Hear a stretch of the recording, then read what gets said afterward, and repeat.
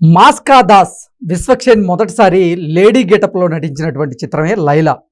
లైలా ఈరోజు విడుదలైన సందర్భంగా ఈ సినిమా ఎలా ఉంది, స్టోరీ ఏంటి, దీని రివ్యూ ఏంటి, రేటింగ్ ఎంత అనేది మనం పూర్తి స్థాయిలో విశ్లేషణ చేసుకుందాం. ప్రస్తుతం మనతో పాటు ఉన్నారు ప్రముఖ సినీ క్రిటిక్ దాసరి విజ్ఞాన్ గారు. విజ్ఞాన్ గారితో మాట్లాడు. విజ్ఞాన్ గారు నమస్తే అండి. నమస్తే. లైలా మూవీ ఈరోజు విడుదలైంది. ఏంటి సినిమా కథ ఎలా ఉంది, సినిమా ఓవరాల్గా అసలు సినిమా పరిస్థితి ఏంటి? బేసిక్గా అసలు సినిమా అంటేనే ఒక అసహజతతో కూడినటువంటి ఒక ప్రోడక్ట్. మనం దాన్ని కొనుక్కొని అందులో ఆనందాన్ని ఆహ్లాదాన్ని వెతుక్కుంటాం అంతే. పూర్తిగా అసహజతతో కూడినటువంటి ప్రోడక్టే సినిమా అంటేనే ఫ్యాబ్రికేటెడ్. సో అట్లాంటిది ఏ సినిమా అయినా సరే మనం ఫస్ట్ చూస్తున్నాము అంటే మనం టికెట్ కొనేది ఈ ఆనందాన్ని ఆహ్లాదాన్ని పొందడానికే. అది పొందామా లేదని తర్వాత సంగతి. కానీ మనం పజిల్ గేమ్ టికెట్ కొనుక్కొని రాలా. ప్రతి దాన్ని ఇట్లా పజిల్ గేమ్ లాగా ఆ తప్పులు ఈ తప్పులు వెతకూడదు. ఫస్ట్ సినిమాని చూడండి, నెక్స్ట్ మనకి తర్వాత సెకండ్ టైం మళ్ళీ చూడాలనిపిస్తే తప్పులు గిప్పులు వెతుక్కోవచ్చు. ఇకపోతే ఎన్నో అంచనాల మధ్య రిలీజ్ అయినటువంటి లైలా సినిమా. విశ్వక్సేన్ సినిమాలు అంటేనే ప్రతి సినిమాకి ఏదో ఒక వివాదం వస్తుంది. అంటే కొన్ని ఆయన కావాలని క్రియేట్ చేసుకున్నవి, కొన్ని అనుకోకుండా జరిగేవి, కొన్ని అసలు ఖచ్చితంగా విశ్వక్సేన్ సినిమా అంటే వివాదం జరగాలేమో అన్నట్టుగా వస్తాయి. ఆ రకంగానే గతంలో ఎన్ని సినిమాలు చూసుకున్నా ఏదో ఒక వివాదం, యాటిట్యూడ్ అని ఒకటి, ఇంకేదో అని ఒకటి. ఆ గామి సినిమానేమో నెగిటివ్ చేశారు, బ్యాడ్ రివ్యూస్ ఇచ్చారని ఒకటి, దాస్ కదమ్కిని కావాలనేది ఒక్కేశారని ఒకటి, ఇంకోటి ఏమో గెట్ లాస్ట్ అని ఆవిడ అనేది ఒకటి, ఆ రోడ్డు మీద కారుతో ప్రాంక్ చేసింది ఒకటి. ఇట్లా ఎన్నెన్నెన్నెన్నో. అర్జున్ గారు వాళ్ళ అమ్మాయి విషయంలో ఏదో, ఆ సినిమా విషయంలో ఏదో అన్నది ఒకటి. ఇట్లాంటివి. ఈ సినిమా అసలు ఎలాంటి వివాదం లేకుండా భలే రిలీజ్ అవుతుంది అనుకునే టైంలో లాస్ట్ ప్రీ రిలీజ్ ఈవెంట్లో ఒక వివాదం అయితే అయింది. దాన్ని పట్టుకొని బాయ్కాట్ లైలా అనే స్థాయికి వచ్చింది. అయినా సరే మా సినిమాని చూడండి, మా తప్పేం లేదని వేడుకొని మొత్తానికి అసలు రిలీజ్ ఉంటుందో లేదో కూడా తెలియదు అనే రేంజ్కి వెళ్ళిన సినిమా మొత్తానికి రిలీజ్ అయిపోయింది. ఇక ఎలా ఉంది, అనుకున్న అంచనాలు రీచ్ అయిందా అంటే, బేసిక్ ఈ సినిమా కథలోకి వెళ్తే ఒక మామూలుగా మోడల్ లాంటి ఒక అబ్బాయి, కాలనీలలో మోడల్స్ ఉంటారు, సినిమా మోడల్స్ కాదు. ప్రతి కాలనీకి ఒక మోడల్ ఉంటాడు, వాడి డ్రెస్సింగ్ అని, వాడి స్టైలింగ్ అని. అలాంటి ఒక మోడల్ అబ్బాయి ఓ బ్యూటీ పార్లర్ నడుపుతుంటాడు. ఆ బ్యూటీ పార్లర్కి బోల్డంతమంది అమ్మాయిలు వస్తూ ఉంటారు. అనుకోకుండా జరిగిన ఒక పరిణామం, ఒక అమ్మాయిని అందంగా, అంటే బ్లాక్గా ఉన్న అమ్మాయిని అందంగా చూపిస్తాడు మేకప్ వేసేసి. అఫ్కోర్స్ ఆ మేకప్ కొంచెం భయంకరంగానే ఉందిలే, అయినప్పటికీ సినిమాలో ఆ సీన్ సన్నివేశం గురించి చెప్తా. ఆ మేకప్ని చూసి ఒక అతను మనసు పడి ఆమెను పెళ్లి చేసుకుంటాడు. అప్పటికి వాళ్ళు చెప్తానే ఉంటారు, నో నో నో నో అది ఏదో, వీళ్ళ మాట వినకుండా పెళ్లి చేసుకుంటారు. పెళ్ళైన తర్వాత ఆ అమ్మాయి అసలు రూపం చూసి తన్ని వదిలించుకోవాలనుకుంటాడు విలన్. కానీ ఆ రూపం అసలు చిరంజీవి సినిమాలను అభిమానించే వాళ్ళ నాన్న అతిలోక సుందరి లాంటి అమ్మాయి కావాలి అనుకుంటాడు కోడలిగా. ఈ అమ్మాయిని చూసి మూర్ఛపోతాడు. అతను ఒక పెద్ద బస్తీలో ఓ లీడర్, అతని అనుచరులు ఇతని బ్యూటీ పార్లర్ మీద దాడి చేస్తారు. పనిలో పనిగా అనుకోకుండా ఒక కేసులో ఇతను ఇరుక్కోవాల్సి వస్తుంది. ఇతన్ని మోడల్ అన్నాం కదా, ఇతని మొహంని వేసి ఒక ఆయిల్ అమ్ముతారు. అది కల్తీ ఆయిల్ అని తెలిసి దాని ద్వారా చాలా మందికి ప్రాణాలు పోయాయి అని తెలిసి దానికి కారణం కూడా ఇతనే అని. అంటే అన్ఎక్స్పెక్టెడ్ సిచ్యువేషన్స్ లో కొన్ని నెగిటివిటీస్, అప్పటిదాకా బాగా బ్రతుకుతున్న ఒక అబ్బాయి జీవితంలో కొన్ని నెగిటివిటీస్ వచ్చి ఎటెళ్ళినా ఎవరో ఒకరు చంపేస్తారు నిన్ను, లేదా అరెస్ట్ చేస్తారు, అసలు నువ్వు ఇక్కడ ఉండొద్దు అనే సిచ్యువేషన్ వచ్చినప్పుడు, లేదు నేను ఇక్కడే ఉండాలి, ఎందుకంటే ఆ పార్లర్కి ఒక సెంటిమెంట్ ఉంది, సీత అని వాళ్ళ అమ్మ పేరు పెట్టుకుంటాడు, వాళ్ళ అమ్మ జ్ఞాపకార్థం వాడు అక్కడే ఉండాలి. అక్కడే ఉండాలన్న ప్రయత్నంలో తనని తాను మార్చుకున్న తర్వాత అతను అనుకున్నది సాధించాడా, అండ్ తర్వాత జరిగిన పరిణామాలు ఏంటి అనేది ఇతివృత్తంగా ఈ సినిమా రూపొందించారు. అంటే జస్ట్ చాలా సింపుల్ స్టోరీ ఇది. అనుకోని పరిస్థితుల్లో రూపం మార్చుకున్న ఒక అబ్బాయి తర్వాత ఏం చేశాడు అంతే. చాలా సింపుల్ స్టోరీ.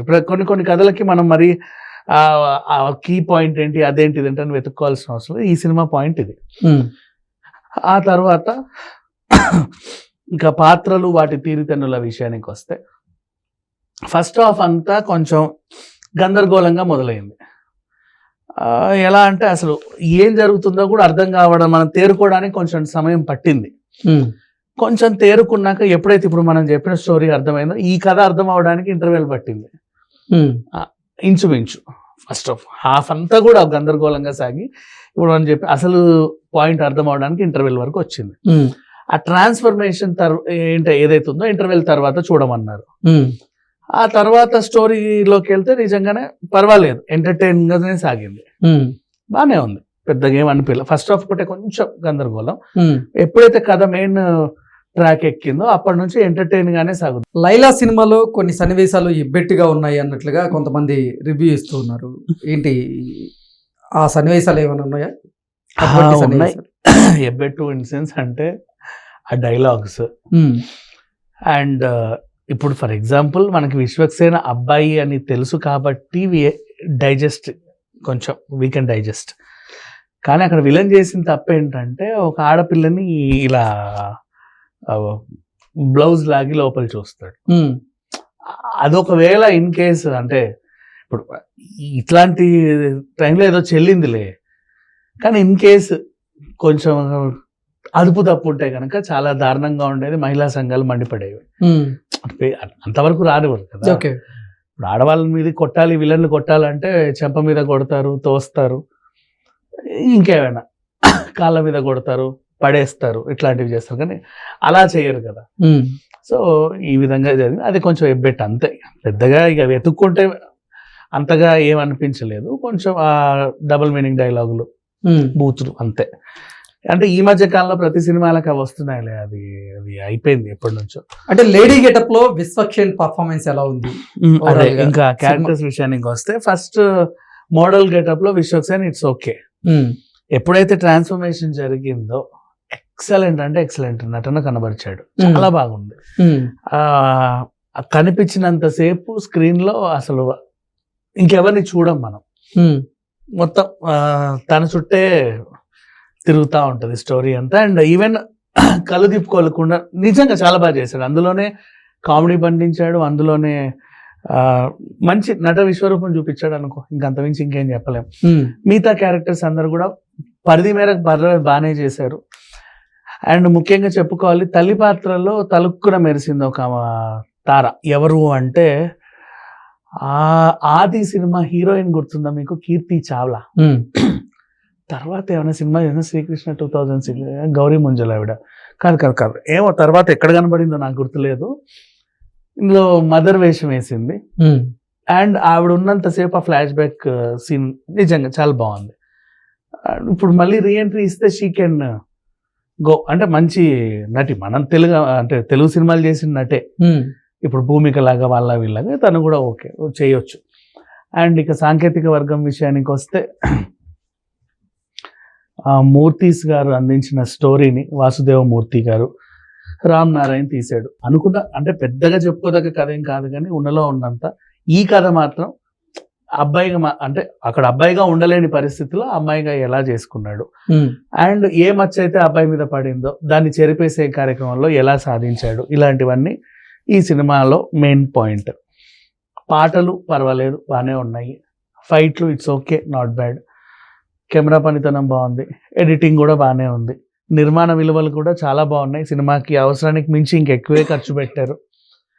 డైరెక్టర్కి తర్వాత మంచి ఫ్యూచర్ ఉంటుందని అనిపిస్తుంది.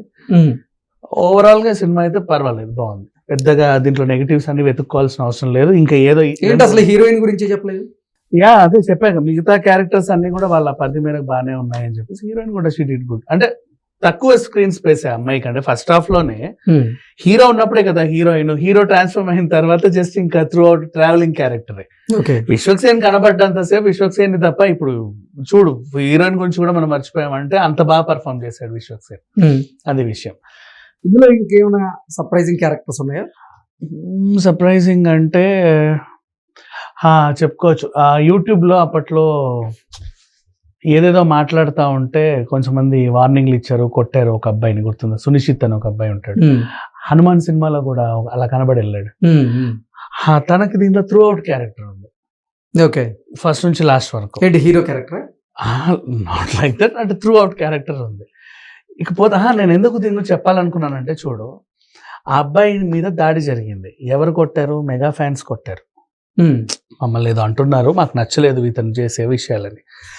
అతనికి సినిమాలో త్రూ అవుట్ క్యారెక్టర్ ఇచ్చి అదే సినిమా ప్రమోషన్కి మెగాస్టార్ని పిలిచారు, విశ్వక్ సేన్. ఇది నాకేదో వింతగా అనిపించింది. ఓకే, అంతే, అంతమించి ఇంకేం లేదు. ఇంకా ఓవరాల్గా ఇట్స్ ఓకే. సో ఈ సినిమాకి నేను ఇచ్చే రేటింగ్ అయితే 3.5/5. 1.5 కూడా ఎందుకు అంటే, ఫస్ట్ ఆఫ్ కొంచెం అంటే సినిమా కొంచెం ఇబ్బంది పడితేనే స్టార్ట్ అయింది, గందరగోళంగా ఉంది. కథలోకి వెళ్ళడానికి బాగానే ఉందిలే, అది ఉపయోగపడింది, తర్వాత సంగతి. అండ్ నెక్స్ట్ కొంచెం అన్నట్టు ఆ ఎబ్బెట్టు, ఆ పదాలు, అంతమించి ఇంకా పెద్ద నెగిటివ్స్ ఏం లేదు ఈ సినిమా. ఎవ్రీథింగ్ బాగుంది. ఓకే అండి, థ్యాంక్ యూ సో మచ్.